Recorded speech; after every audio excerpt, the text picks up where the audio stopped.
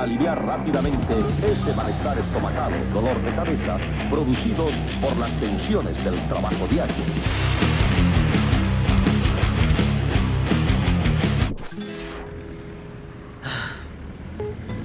A ver, ¿en qué estaba? ¿En qué estaba? Sí.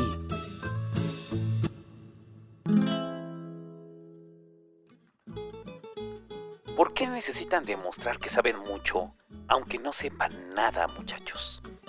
¿Por qué empiezan sus oraciones con ¿a poco no has visto? ¿No has leído? ¿No has escuchado? Y cuando alguien dice que sí, que ya los escuchó, se enoja. Porque ¿cómo es posible que uno del vulgo se atrevió a leer eso que en su mundo solo usted puede leer? Porque los demás no lo entenderíamos, no lo apreciaríamos, no somos dignos de él. Solo usted puede entenderlo, solo usted puede disfrutarlo, solo usted puede mencionarlo anteponiendo un ¿a poco no has escuchado? La soberbia intelectual existe desde los inicios de la humanidad y al parecer es un rasgo característico de los monos con pantalones y faldas que en un inicio se dieron cuenta de lo peligroso que era esparcir conocimiento a sus iguales. Pasamos de la privación del conocimiento a los demás como mero acto de poder, de sumisión y control, a la privación del conocimiento a los demás como símbolo de estatus, identidad personal y para elaborar frases que inician con es que no puedo creer que no hayas escuchado, leído, visto, Y ahora tú, ¿qué haces escuchando? Leyendo, viendo, Tú, ¿y a poco sí le entiendes? ¿A poco sí lo aprecias? ¿A poco sí lo analizas? ¿A poco sabes leer? ¿A poco sabes pensar? Cuando no deja claro que efectivamente lo hace, o lo hace a su modo, aquella persona que parece más un entrevistador, un policía de la cultura y el conocimiento, que quiere evidenciar que usted es un idiota, que solo aparenta, que si pudiera lo torturaría con una toalla en la cara y le arrojaría una cubeta de agua con tal de que confiese que es un idiota, que le aburrieron los libros de Bolaño, que no entiende a Bergman y se quedó dormido, de que Velvet Underground solamente conoce la portada del disco porque tiene un plátano, que de Bach solo conoce las flores, que acepte que es un reverendo estúpido, un safio que osó leer una página de libro sagrado al que solo ellos tienen acceso y solo ellos pueden descifrar. Porque ellos son los exégetas, los hermenéuticos, los civilinos, que una vez que usted aceptó que es un imbécil, le responderán ¿no lo has leído? ¿No has visto? ¿No lo has escuchado? No, de lo que te pierdes, mira, te cuento. Y por dentro, ruegan y confían en que usted nunca lo haga. No vaya a ser que los siervos aprendan a escribir o aprendan latín. Imagínense, al rato todos van a saber que el cura les estaba mentando la madre y nadie decía nada porque nadie entendía nada. Cuando el Imperio Romano cayó y el latín vulgar era de dominio público, los grandes escribas que respondían a los líderes de la creciente religión adoradora del hombre clavado en una tabla, decidieron que cómo era posible que el pueblo les entendiera. Debían complicar el idioma para reservarlo a una élite de rancios eruditos, coleccionadores de libros como mero acto decorativo, encargados de la educación, del gobierno y de hacer cada vez más complicadas sus palabras para que un siervo pelón que trataba de leerlos, bajo pena de que le cortaran un dedo, luego de acabar una página, mirara al vacío y dijera en latín vulgar, no entendí ni madres. Pero el medievo, que de por sí ya era horrible, se esmeró en que todo lo que comunicaran las cortes, la iglesia o cualquier figura de autoridad fuera incomprensible. La misa en latín sintetizaba esto.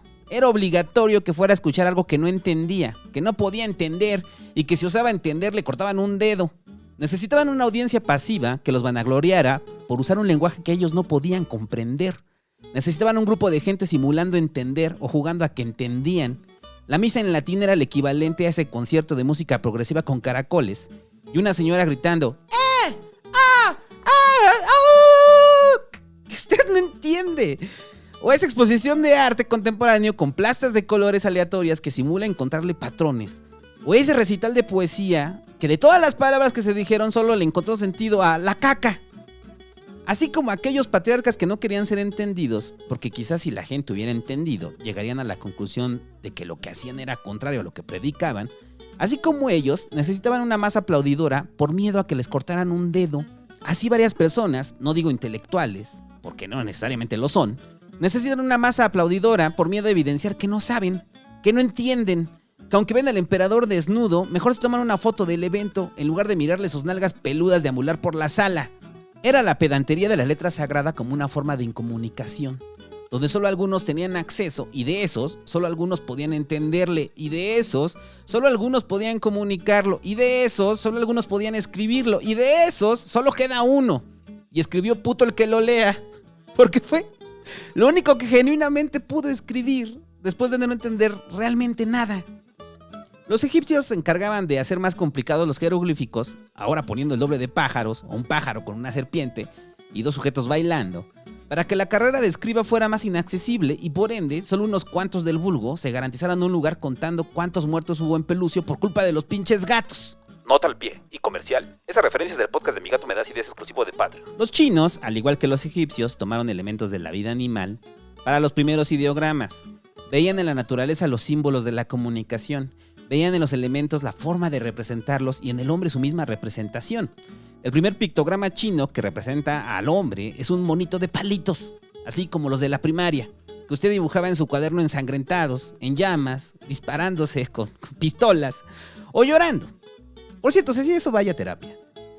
Así era la representación del hombre, era un hombre, pero algún chino de las cortes, con toda soberbia intelectual, miró al vulgo tratando de entender, miró a un chino pelón a punto de descifrar el puto el que lo lea colgado en un árbol, y justificando la simplificación del idioma, lo volvió más complicado para que ese chino pelón no pudiera entenderlo hasta el hecho de su muerte, donde dijo, ¡ah, ya entendí!, segundos antes de fallecer. Y en este momento usted se preguntará, ¿para qué ese trasfondo histórico, santo? ¿Nos quieres dejar claro tu sapiencia? ¿No estás siendo soberbio intelectual al criticar la soberbia intelectual? ¡Eres lo que criticas! Es muy simple. Es para dejar claro que quienes más claman por un mundo lleno de conocimiento, lo que menos quieren es compartirlo. No quieren que todos lean, que todos analicen, que todos cuestionen. No, señor, porque si no, entonces ¿qué vendo yo? Si yo soy el que sabe y ahora todos saben, entonces ya soy uno de ustedes. ¿Y cómo, güey? ¿Ahora resulta que ya todos saben? ¿Alguna vez he escuchado a un idiota anticipar el inicio de su oración con un ¿ahora resulta que ya todos? Piense cómo es. Constrúyase una imagen de esa persona, de acuerdo a sus prejuicios. Tome los recuerdos de su existencia y dele una forma humana. ¿Ya? ¿Se visualizó a sí mismo? Porque efectivamente usted lo es, yo lo soy y todos lo somos. Ahora resulta que ya todos iniciamos oraciones con ahora resulta que ya todos. Es verdad, en algún momento de su vida ha pecado de soberbia intelectual. Todos lo hemos hecho. Cuando descubrimos que Reginaldo también escucha al Wu-Tang Clan. Cuando vemos a la señora copetona de Sanborns leyendo a Milan Kundera. Cuando vemos a dos chavos vestidos como reggaetoneros en algún concierto en Bellas Artes. Y sobre todo cuando va a un concierto y canta a gritos que lo desgañotan y le revientan el tímpano al señor pelón de al lado, que está a punto de gritarle, vine a escucharlos a ellos, no a ti, sujeto desconocido número 23.438. Pero ustedes entona a todo pulmón las canciones del primer disco, o del disco desconocido, o la que a nadie le gusta. Esa canción que el populacho no conoce, que no la valora. Quiere dejar en claro que usted está ahí porque sí sabe que usted está ahí, porque sí lo sabe apreciar, que usted está ahí porque no es como todos ellos. Le dan ganas de que el vocalista de la banda en turno detenga todo, lo mira a lo lejos y diga: ese fan de la fila 3 a 112, tú sí, claro, ya lo vi, eres el único que sabes esta canción de nuestro demo y tú sabes hasta las pausas mal grabadas, eres único y especial en este foro de 30,000 fans, solo tú te la sabes, ven, pasa al escenario, cántala con nosotros, demuéstrales lo que es un verdadero fan. Porque se lo dice en español, obviamente, para que todo el mundo lo sepa, para que todo el mundo lo escuche. Entonces usted pasará, mientras la gente aplaude, mientras lo ovacionan y le gritan, mientras lo aclaman por ser especial, porque sí lo sabe apreciar, no como ellos que solo saben la canción más comercial y que usted mira con repudio, ese vulgo que le molesta por ignorante, por superficial, al que desprecia pero también le demanda su aclamación, su reconocimiento por no ser parte de ellos, que nunca entenderán y no deben por qué entender, solo deben reconocer que usted sí sabe. Ya en el escenario, la banda decide poner en letras gigantes la letra de la canción para que todos la conozcan, para que se la aprendan y la coreen. Usted al verlo se indigna, se enoja, le dan ganas de tapar la pantalla como la señora tapando el cajero con su chamarra. Le pasan el micrófono y usted dirá en voz alta: ¡ash! Ahora resulta que ya todos son sus fans. Este sentimiento de unicidad de los fans locos de concierto, donde deben de gritar, no cantar, gritar las canciones para opacar al idiota pelón que solo canta el coro, porque es lo único que se sabe y entiende, pero le gusta. Este sentimiento de unicidad se puede extrapolar a cualquier área. Pero como es muy difícil hacerlo en una exposición artística, en un recital de poesía o en la misma academia, lo llevan siempre en los espacios donde se permite hacerlo. En el cine, por ejemplo, siempre habrá uno de esos gritones, ese que en medio de una película, generalmente de Woody Allen, donde abundan los chistes intelectuales facilones, ese tipo molesto se ríe en voz alta de un chiste intelectual que los demás no se rieron, o se rieron poco. No solo se ríe a carcajadas, sino que notas la falsedad de su risa. Está a dos de pararse y mientras se señala con el dedo en el pecho, gritar: Sí, jajaja, soy el que se rió de ese chiste de Schopenhauer. Sí, soy yo, lo entendí, ya vieron, lo entendí. Y ella es mi novia, párate, amor, que te aplaudan también por ser una excelente espectadora. Gracias a todos. Me esmero en trabajar mi intelectualidad. Piensa que todos aplaudirán felicitándolo por su excelente gusto e intelecto. Todos a la espera de su siguiente risa, para que les indique si ese chiste cumplió con los estándares intelectuales, y así la plebe pueda replicar su risa. Piensa que al salir de la sala, la gente se acercará a él y le dirá: muchas gracias a tu intelecto superior supe que no me estaba riendo de lo adecuado. Me gustaría mamártela como agradecimiento, mientras me hablas de su filmografía y la semiótica de su obra. El cine es donde más habitan estos especímenes, que no les basta con querer marcar el ritmo de las risas, sino que cuando hayan una referencia, voltean a su acompañante y empiezan a hacer un tratado sobre la película, en medio de la película. No un ensayo, porque ellos no hacen ensayos, sino tratados. No pretenden poner a prueba su conocimiento, sino ordenar lo que ya saben. Quieren dejar claro que eso que ven, no solo lo entienden, sino que lo entienden sin necesidad de verlo. Mientras un señor pelón, a lo lejos, hace un shhh, pero como tenía nachos en la boca, los escupe todos. Estos sujetos hacen que ir al cine sea un infierno y la cineteca el mayor de los castigos. Pero eso será en otro podcast. Situación parecida en los conciertos de Bellas Artes o en cualquier sala de música clásica. Y aquí vendrá algún soberbio intelectual a rectificarme. Sí, santo, no todo en Bellas Artes es música clásica y no todo en la Olin es filarmónica. ¡Osh! Ahora resulta que ya todos vienen a estos conciertos.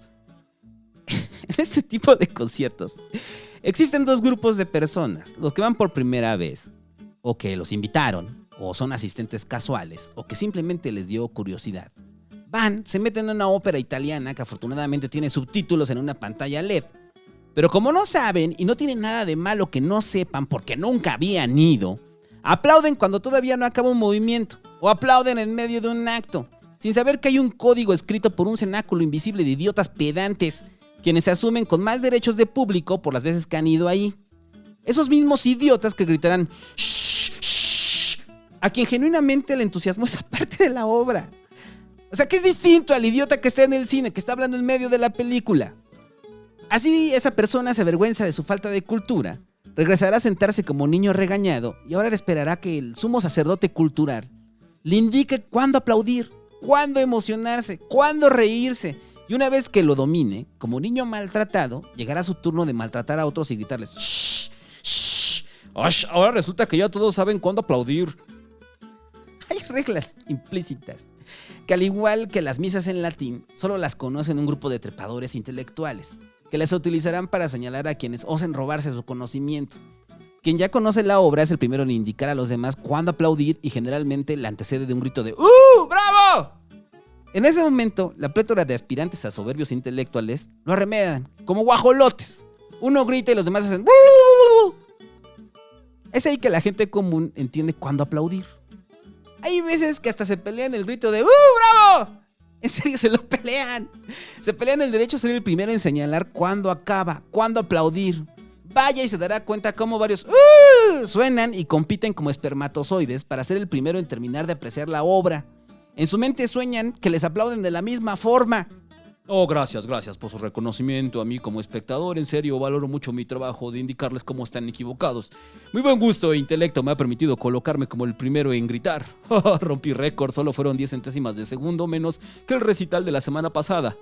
Gracias. Así parece que son. Están ávidos de reconocimiento. De que la obra se trate sobre ellos, no sobre el compositor. Debe ser sobre ellos y su enorme capacidad de apreciarlo. Y es aquí cuando uno llega a una gran verdad. Quienes ejercen la soberbia intelectual son simples espectadores. No crean nada, no hacen nada más que ser espectadores. Porque nunca he visto a un director de orquesta o a un primer violín, o incluso a los acomodadores de conciertos, preferir un despectivo shh porque la señora no sabía cuándo acababa el movimiento. Me resulta muy difícil imaginar a algún director de cine riéndose a carcajadas para dejar claro que él sí entendió el chiste y la referencia. Dudo mucho que una banda detenga el concierto porque ese estúpido pelón de la grada verde no se sabe su primer sencillo cuando se llamaba Nona Friday. Nunca he visto a un escritor, articulista o poeta interrogar a un lector sobre sus lecturas previas o hacerle un examen para saber si es digno de leerlo.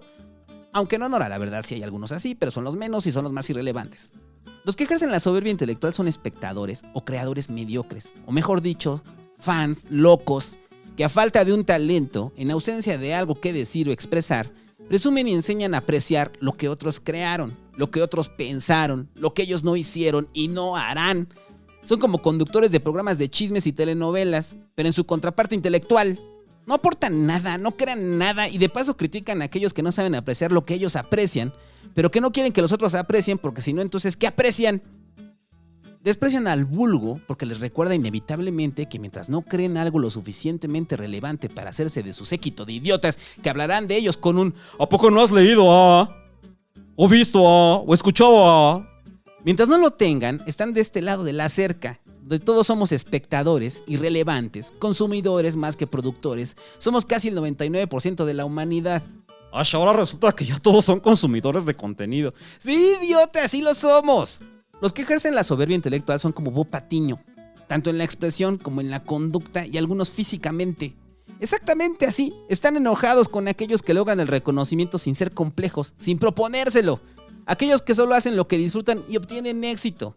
Los tañan de idiotas incultos, les molesta el reconocimiento de la masa, consideran que bajo su enorme intelectualidad todo sería mejor, sin importar que solo son receptáculos de las ideas de otros, de las pasiones de otros, de la creación de otros. Cuando tienen su momento de brillar, cuando pueden demostrar que su conocimiento sirve, que el acervo enciclopédico en su cabeza les es útil, fracasan estrepitosamente, porque descubren que no tienen nada que aportar. Nada nuevo que decir más que las ideas de otros, que al hacerlas propias terminan sintiéndose desabridas. Y entonces se quedan ahí como Bob Patiño, recibiendo pastelazos, soportando pisotones, acumulando suficiente odio y sobre todo dando cursos de apreciación cinematográfica, de expresión corporal, de expresión artística, vendiendo algo selecto que no sabemos qué es. Y siendo lo suficientemente pasivo-agresivos para garantizarse un séquito que lo sigan gracias a la ilusión de que el conocimiento ajeno es conocimiento propio. Conocimiento obviamente que no quieren compartir, porque si no, ¿cómo te vas a inscribir a su curso de apreciación cinematográfica? Todo curso de apreciación lo que le está diciendo de entrada es que usted es pendejo y no sabe apreciar las cosas. A ver, don pendejo, le vamos a enseñar qué debe sentir, qué debe pensar, de qué debe reírse y cuándo debe aplaudir. Oiga, maestro, pero yo vi esa película y sí me gustó. Pero no la apreciaste bien, idiota. A ver qué transmite ese perro de fondo comiéndose una cabeza de pollo. Que el perro tiene hambre, ¿no? Que es decorativo. No, fíjate en el encuadre, en el análisis semiótico. ¿Qué te dice el perro? No lo vi hablar, ni lo vi hacer nada, solo se come un pollo. Tengo problemas graves con los cursos de apreciación. No dudo que desde el ámbito académico sea necesario. Hay quienes hacen tesis sobre ello. O hacen estudios sobre las estructuras narrativas de los Caballeros del Zodiaco o de Sailor Moon. Patrocinados por el gobierno, porque solo el gobierno da presupuesto para esas estupideces. Pero hay quienes sí desarrollan estudios serios. No del anime y la cultura pop, proyecto creado para justificar que le gusta el anime. Estudios serios, de trascendencia, o un pequeño aporte al conocimiento. No violencia en Pokémon y sus impactos en la niñez guatemalteca. Trabajos que sí tienen una trascendencia para entender toda obra artística, filosófica, económica y científica. Disertaciones sobre los cambios culturales que han propiciado mujeres y hombres célebres y que al estudiarlos generamos especialización del conocimiento. Ahí no tengo problemas. Donde tengo problemas, y graves, es en el curso genérico de la Casa Cultural Azochitl, que por 15,000 pesotes le van a enseñar en 2 semanas porque usted es pendejo y no sabe apreciar nada, no entiende nada. Es más, ¿para qué la vio? Leyó antes y sabía que está bien pendejo. Mejor vuélvala a ver aquí, a leer aquí y le decimos por qué no entiende. Le decimos en qué falla y le damos un significado nuevo. Que nos plagiamos de algún otro lado, pero lo hacemos pasar como propio. Para que usted, al terminar estas 2 semanas y luego de finiquitar su pago, salga a la calle y sea la sensación en las comidas con sus amigos snobs y replique esta apreciación que no es suya, no es nuestra, pero puede hacer pasar como suya. ¿Por qué tienen que enseñarnos a disfrutar cosas, muchachos? No lo entiendo y quizás me falte un curso de apreciación de la apreciación. en el Centro Cultural del Bosque con un costo total de 20,000 pesos en 2 pagos para poder entenderlo. O ver algún youtuber que me va a enseñar cómo apreciar aquello que no sé apreciar porque soy pendejo. Y no es contra los contenidos que son educativos, informativos, históricos. No, me refiero a aquellos donde le enseñan a apreciar. ¿Se da cuenta? A ver, definición de Wikipedia. Apreciar. Percibir a través de los sentidos una cosa o su tamaño, forma o intensidad. Ok, quiero suponer que si usted tiene alguna discapacidad es correcto. Le están ayudando a apreciar algo que usted no percibe. Segunda definición. Percibir algo mediante la capacidad intelectual. Conclusión, usted es pendejo y no lo puede percibir. Le vamos a cobrar, va a monetizar para que aprecien por usted. Es como si masticaran por usted y se lo dieran de comer en la boca. Como pájaro. Tome pinche pájaro feo y tonto que no sabe apreciar. Así es como se aprecia. No hablo de contexto histórico, no hablo de contexto social, que si usted quisiera, hoy en tiempos del internet, del mar del conocimiento podría investigar. No, hablo del valor estético, emocional, narrativo, esos valores que solo son subjetivos, tan subjetivos que ahora esa persona le ha vomitado en la boca. Pero ni le vomitó bien, porque recuerde que quienes ejercen la soberbia intelectual no están interesados en que usted aprenda. No vaya a ser que luego haga su propio curso de apreciación o se monte un canal de YouTube. Le dan todo a medias, porque a medias es como quieren que se quede, ahí saboreando la comida regurgitada con ganas de más. Lo que le enseñan a apreciar es lo que usted ya apreció, pero tiene miedo de estar equivocado en su propia apreciación. Pero no hay apreciaciones equivocadas, a menos que tenga enfrente al autor y le diga, no mames, no quise decir eso. Pero dudo que pase eso, porque ya hay notas, ya hay declaraciones de la propia boca del autor. Es como el maletín de Pulp Fiction, que muchos dicen que tenía el alma de Marcellus Wallace, que tenía los diamantes de perros de reserva, que tenía droga, y algún idiota que le va a enseñar a apreciar, con voz impostada y desbordando soberbia intelectual, hablando como experto de algo que él no creó, le dirá otra teoría descabellada. El maletín tenía un guante de Michael Jackson. Cuando el mismo Tarantino aclaró que no hay nada, que está abierto para que el espectador crea lo que quiera. Caso cerrado, no tiene que pagar un curso para que le digan eso. El miedo a estar equivocado les da poder a los soberbios intelectuales, porque nadie quiere asumir que no sabe, nadie quiere aceptar que es ignorante, nadie quiere que pongan en evidencia que confunde la marcha imperial con la heroica de Beethoven, nadie quiere quedar como un inculto frente a los soberbios intelectuales tan pedantes que para entablar una charla con ellos te demandan que hayas cruzado un propedéutico. Usted los podrá identificar, son esos que publican cosas como: a mí regálenme libros y una buena charla. El placer del silencio es la ausencia de sonido. Reflexiones profundas y tontas. Y el problema es que mientras más creces, mientras más envejeces y más aprendes, te das cuenta de la clase de idiotas que son. ¿No le ha pasado reencontrarse con aquel amigo mayor que usted? Ese amigo que todos hemos tenido en la adolescencia y lo considerábamos un tipo culto. Un intelectual hecho y derecho, que nos podía hablar horas de música, horas de política, horas de literatura, al que idolatrábamos por su intelecto, y ahora hablas con él y es igual que hablar con él hace 10 años. No era que fuera un intelectual, era que nosotros aún teníamos mucho por aprender. Pero en su momento creíamos que habíamos encontrado al siguiente Octavio Paz, y él se aprovechaba de eso. Se asumía con el poder intelectual que le otorgaban otros más idiotas, ya sea por la edad o porque en ese entonces se era naturalmente estúpido. Cuando era un joven universitario, junto con otros amigos, me integré a un grupo de teatro callejero bajo el hechizo de esta falsa intelectualidad. Leían a Baudelaire en voz alta, declamaban a Sabines de memoria mientras le bebían a la caguama, hacían grupos de discusión sobre la obra de Tennessee Williams mientras comían pollo rostizado en la banqueta, analizaban las nuevas corrientes teatrales y las integraban en su haber teatral, como el clown, mientras intentaban ligar a los de primer semestre. Estaban obsesionados con la película de noviembre, con el Día de Muertos y la expresión corporal, y de paso jugaban luchitas en el pasto como ejercicio, sin entender por qué lo hacían. Cuando me uní a ese grupo tenía la intención de escribir algunas obras teatrales de humor para niños, y así lo hice. Escribí una obra llamada Engatusado que contaba la historia de un niño bully que le hacían creer que se había convertido en gato. Nada del otro mundo, como el Chavo del Ocho, pero más lumpen. Mi objetivo era que la representáramos y así lo hicimos. Varias veces en varios estados, pero antes de eso me tenía que fumar horas y horas de estupidez disfrazada de soberbia intelectual, de la ilusión de ser en lugar de ser, de la soberbia intelectual que como una nube de humo ocultaba el gusto por la santería, ocultaba que si podían declamar a Baudelaire y a Sabines de memoria era porque solo habían leído eso, Ocultaba que les gustaba todo lo relacionado con asumirse como intelectuales, menos ser intelectuales. Querían fans y obtuvieron fans haciéndose cadáveres exquisitos, donde escribían tantas palabras para no decir nada, volvían a la palabra todo, menos acto comunicativo. Mezclaban manteca, puta e infinito, porque así creían que había profundidad en lo que bien pudo escribir un mono al azar. Escribían obras teatrales tan simbólicas que nunca entendí nada, pero antes de que pudiera analizarlo, antes de que pudiera llegar a esa conclusión a la que hoy llego, ya estaba vestido de negro y haciendo ejercicios de expresión corporal.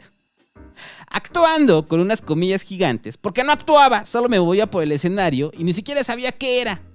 Antes de que pudiera darme cuenta de que todo esto era una simulación, que disfrazaban de soberbia intelectual, despreciando a los idiotas que no entendían la profundidad de su creación, ya estaba maquillado de payaso oscuro, ya estaba en una camioneta mirando el cielo estrellado de Oaxaca, pero sin tener claro cómo iba a volver, porque nuestro amado líder intelectual nos había llevado, pero se había gastado el dinero de regreso con su novia.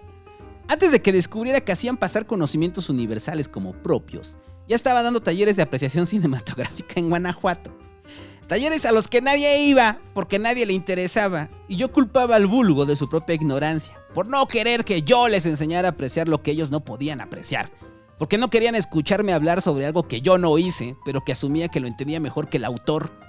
Fue en ese momento, en ese preciso momento, que la verdad se reveló frente a mis ojos, que me miré en el espejo y me di cuenta que era un clon del crítico de Ratatouille, pero no del de la película, sino del puberto que hizo un cosplay de crítico de Ratatouille. Era el plagio del plagio del plagio de alguien que hablaba sobre algo que no creó. A las pocas semanas corté la conexión con ese grupo, tiré mis ropajes negros teatrales malditos exquisitos decadentes, me asumí un idiota que había seguido a otros idiotas que me enseñaron a ejercer la soberbia intelectual y a pensar que era un genio incomprendido, cuando la realidad era que para empezar no quería ser comprendido, porque en el fondo no había nada que comprender, más que era un idiota. La soberbia intelectual hace que le demos sentido a lo que no lo tiene, por miedo a parecer idiotas. Recuerde cómo le ha dado sentido a cosas que no lo tienen. Hay múltiples fotografías, experimentos sociales donde ponen en evidencia que en la búsqueda de darle sentido a todo, podemos encontrarle sentido a cualquier estupidez. Un discurso bien elaborado pero que no dice nada o dice verdades obvias nos hace sentido. Unos errores de impresión porque el gato se durmió en la impresora nos hace sentido. Una mujer gritando de nuevo nos hace sentido. No, hombre, ¿cuánto transmite esa señora? No transmite nada. Solo tiene miedo a decir no entendí y parece que la están matando. Este miedo es del que se aprovecha el charlatán que le quiere encontrar sentido a todo y le va a cobrar por ello, que lo mirará con desprecio por su falta de intelecto para apreciar algo que él solo puede apreciar. Este miedo a parecer estúpido hace que usted no quiera decir lo que piensa y termine asumiendo que es demasiado complejo para entenderse. Por eso debe tener mucho valor, y tanto valor tiene entenderlo que le vamos a cobrar para que lo entienda. Hay que hacer una diferencia entre este tipo de personas que ejercen la soberbia intelectual como deporte, de los académicos, científicos, divulgadores, escritores, músicos y demás seres que embellecen nuestro horrible mundo, para quienes su acercamiento a la intelectualidad es por simple gusto por el conocimiento. Quienes tienen una vocación que innovan y construyen caminos para comunicar ideas, avances, conocimientos, aunque no sean los propios. Que su intelectualidad va más allá del mero acto de supremacía moral sobre los demás. Que comparten el conocimiento para que todos pensemos, no para que los idolatren. Que se atreven a decir no sé en lugar de inventar alguna estupidez, para evitar así que quede en evidencia su ignorancia. Quienes se quedan callados en el concierto en lugar de guachuguachar las canciones de Rammstein. Quienes pueden decir no sé, no soy experto en el tema, en lugar de subirse a la removedora de concreto, considerando que la pueden operar porque vieron un documental de 5 minutos en YouTube. No quiere decir que en estas áreas no exista, al final de cuentas son los creadores de ello. Son quienes escribieron el latín, los que le pusieron más pájaros a los jeroglíficos e hicieron el ideograma chino de bebé, todo menos un bebé. Son los que hicieron del conocimiento un tesoro, pero jamás dijeron que ese tesoro tenía que compartirse. Pero sí era un tesoro. Como los renacentistas que juntaban libros y libros de diversas obras grecolatinas que se negaban a dejar copiar. Así como nosotros cuando no queremos prestar los libros que no hemos leído, pero que tenemos la idea de que algún día vamos a leer y terminan llenos de polvo y mordidos por el gato, pero sin que nadie los leyera. Todos hemos sido en algún momento soberbios intelectuales. Pero que es una forma de expresar nuestra estúpida individualidad, porque creemos que eso es lo que nos distingue de los demás. El intelecto es una lucha de clases permanente. Para el que no tiene nada es lo único que puede poseer. Y para el que lo tiene todo es la forma de distinguirse de los otros que lo tienen todo. Por eso hay gente que se toma fotos pensando. Fotos pensando, en serio. Como no tienen forma de demostrar lo único que en teoría poseen, dejan a los demás la interpretación de lo obvio. Mira, tiene el mentón recargado en el puño. Y mira la nada. Debe ser un pensador. O quienes se toman fotos leyendo. Mira, debe ser un lector empedernido. Los que se toman fotos en la sala del cine. Mira, les gusta el cine. Y enormes etcéteras que pululan en las redes de quienes ejercen la soberbia intelectual. Los grandes creadores no se tomaban fotos pensando, leyendo, escribiendo. Se las tomaban otras personas. Los agarraban en infraganti. O mejor aún, se hacían autorretratos, se escribían obras, se volvían personajes de sus propias obras. Todo estaba cimentado en su creación, no en la imagen de ser un creador. Aunque algunos también lo hacían de forma descarada como un sistema de autopromoción, como Dalí. Y a estas alturas usted concluirá, entonces hagamos lo que dice el santo, seamos idiotas para no ser soberbios intelectuales. No estoy diciendo eso. Voy a hacer un curso de apreciación de este podcast para enseñarle a apreciar que no digo eso. Lo que digo es que aunque la soberbia intelectual estuvo hilada al desarrollo de la propia humanidad, y que el conocimiento siempre estuvo vedado al vulgo para sostener situaciones de poder y dominación, que aunque el intelecto se ha asumido como un rasgo de personalidad y un símbolo de estatus, que aunque todos los tipos de lenguaje se han alterado para hacerlos incomprensibles, a pesar de todo esto nos acercamos a él por el simple gusto de hacerlo. En estos tiempos, a diferencia de hace siglos, el conocimiento enciclopédico solo le sirve para ganar en el maratón y a veces en el Scrabble. Y eso a veces. La soberbia intelectual solo le sirve para engañar bobos, haciendo pasar el conocimiento ajeno como propio, o para obtener beneficios netamente egoístas. El acceso al conocimiento, a la cultura, a todo lo que usted quiera saber, debería ser por el gusto de hacerlo, no para juntar libros como decoración o para sumarse medallas para la charla más irrelevante de café. Las palabras son para difundirse, los libros para leerse. Y si no lo entiende, déjelo y retómelo después. Debería ser un gusto, no una tortura. Si le preguntan, o usted pregunta, ¿A poco no has leído a? ¿No has visto a? ¿No has escuchado a? responda, no pasa nada. No va a entrar por la ventana Borges y le dirá, es un pelotudo. No va a entrar Miró y le dirá, pero qué idiota, no entiendes mi cuadro. No se va a aparecer David Bowie y le dirá, ¿cómo que solamente te sabes Space Oddity, naco? A lo mucho, el idiota que se lo preguntó de forma insidiosa lo mirará con desprecio y le dará una enorme charla de por qué debería hacerlo y la importancia de adquirir conocimiento. Pero usted le dirá que no, que está bien, que lo quiere entenderse por sus propios medios, que lo quiere disfrutar por sí mismo o adentrarse en un terreno desconocido, a lo que el soberbio intelectual lo mirará con más desprecio, echará los ojos hacia arriba como a punto de entrar en un trance y dirá amargamente, Sus, ahora resulta que ya todos quieren adquirir conocimiento por ellos mismos.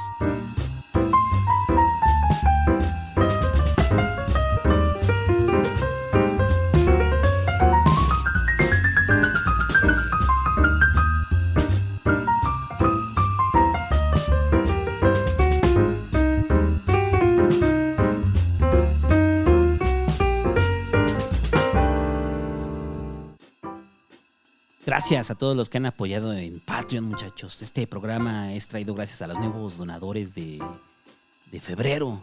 Miguel García Domínguez, Márquez A.S., Eduardo, Miguel García, Andrés Pérez FM, Ulises García, Ram Hernan, Boga Citro, Cecilia Medina López, Roberto Contreras, Mauro González, Roberto Daniel Munguía Zárraga, Crista Estrada, Aarón Gutiérrez, Francisco Morales, Sefirotic, otro nick, Sefirotic Rocha, Tomás Molina Salazar y todos los Patreons de nivel Reginaldo y todos los Patreons que mencionamos en el programa anterior. Gracias a todos, muchachos. Gracias. En breve, más programas especiales, más La Vida Me Da Acidez, más Crónicas del Barrio. Así que si está escuchando esto en YouTube, vaya a Patreon. Y si no lo quiere hacer, pues no lo haga. Nadie lo obliga. Vamos a hacer un curso de apreciación de este podcast. Solo para Patreon. No es cierto. Vaya a Patreon si quiere apoyar. Si no, pues no lo haga. Si quiere gozar contenido exclusivo, vaya. Y si no, y si lo está escuchando en YouTube, pues compártalo y suscríbase y dele like y todas esas pinches cosas que hacen en YouTube. Y ya, adiós.